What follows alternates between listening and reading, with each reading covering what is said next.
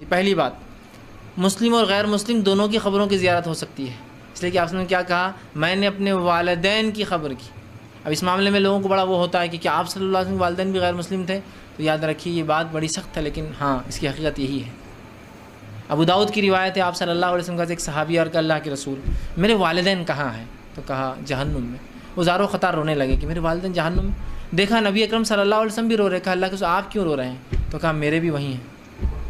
सही रिवायत है। अदीबा फ़रीद ने लाहौर से पूछा है, क्या रसूलुल्लाह सल्लल्लाहु अलैहि वसल्लम के वालिदैन मुस्लिम थे? क्या हुजूर सल्लल्लाहु अलैहि वसल्लम के वालिदैन को जन्नत मिलेगी जबकि इस वक्त इस्लाम नहीं आया था और वो हज़रत ईसा अलैहिस्सलाम के मज़हब को भी फ़ॉलो नहीं करते थे?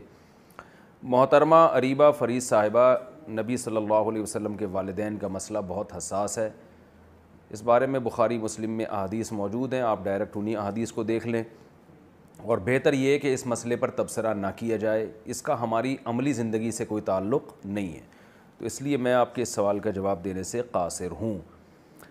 हमें अपनी फ़िक्र करनी चाहिए, अपने वालिदैन के बारे में सोचना चाहिए, उनके लिए दुआ करनी चाहिए। इस पर हमें अल्लाह का शुक्र अदा करना चाहिए कि हमारे वालिदैन की ईमान पर मौत वाक़ई हुई है। बाकी नबी के वालिदैन का मसला बहुत सेंसिटिव है, बहुत हसास है। अस्सलामु अलैकुम नाज़रीन किराम, इसी तरह के बदअक़ीदा लोग हुज़ूर सल्लल्लाहु अलैहि वसल्लम के वालिदैन को जहन्नम में बताते हैं, माज़अल्लाह। नाज़रीन किराम, सबसे पहले मैं उन दो हदीसों पर तबसरा करना चाहूँगा जिनकी वजह से हुज़ूर सल्लल्लाहु ताला अलैहि वसल्लम के वालिदैन के मुतालिक माज़अल्लाह बेहुदा और फरसूदा लफ्ज़ों का इस्तेमाल करके बाज़ लोग अपना ठिकाना जहन्नम बना लेते हैं। पहली हदीस मुस्लिम से, जिसका नंबर है 500।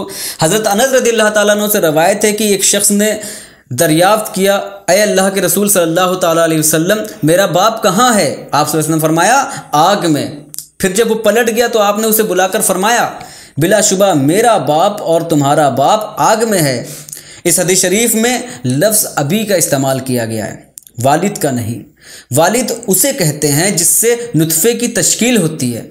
अरबी में अबी के मानी चचा के भी लिए जाते हैं। जैसा कि अगर हम कुरानुल करीम की सूरह बकरा की आयत नंबर 133 की सैर करें तो पता चलता है कि जहाँ एक तरफ हज़रत इसहाक़ अलैहिस्सलाम को अबी कहा गया है, वहीं पर हज़रत इस्माईल अलैहिस्सलाम के लिए भी इसी लफ्ज़ अबी का इस्तेमाल किया गया है, जहाँ पर अबी के माना चचा के हैं। तो मालूम यह हुआ कि हज़रत अबू तालिब को छोड़कर उस चचा की बात हो रही है जिसे कुरान ने भी जहन्नमी बताया है, जिसके हाथ टूटने का जिक्र कुरान में आया है।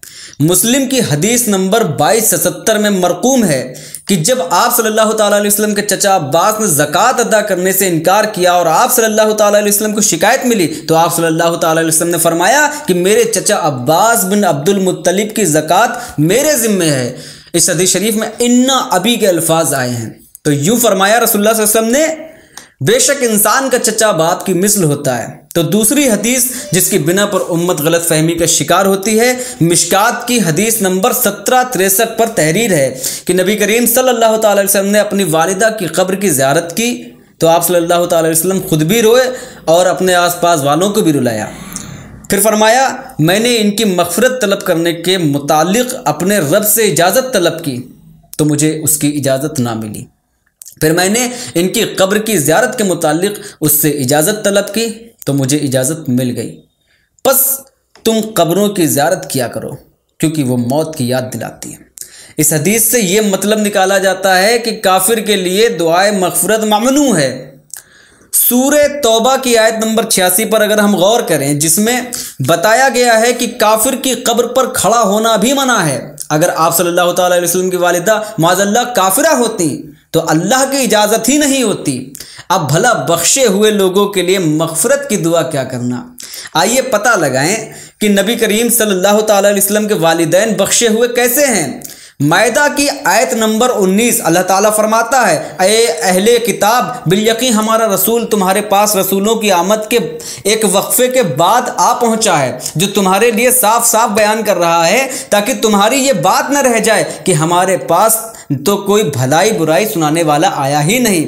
दोस्तों, इस आयत करीमा में फ़तरतिन लफ्ज़ का इस्तेमाल किया गया है। फ़तरत उस ज़माने को कहते हैं जिसमें कोई नबी या रसूल मबूस न किया गया हो और अहले फ़तरत पर कोई पकड़ नहीं।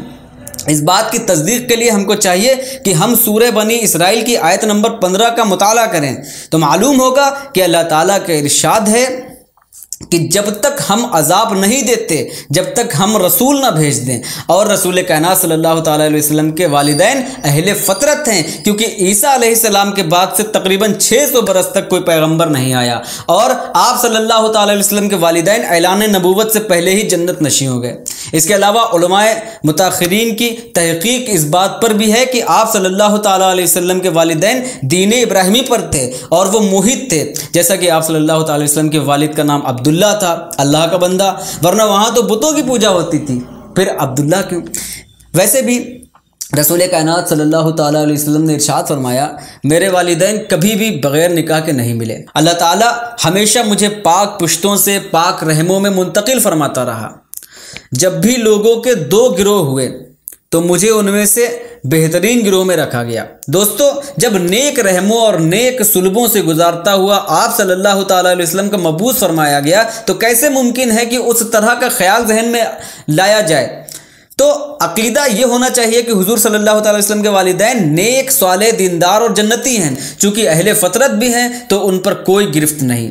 नाज़रीन किराम, अकीदे की दूसरी किस्त का उन्वान है ईमान अबू तालिब। इंशाअल्लाह ताला जल्द ही हम आपसे रूबरू होंगे।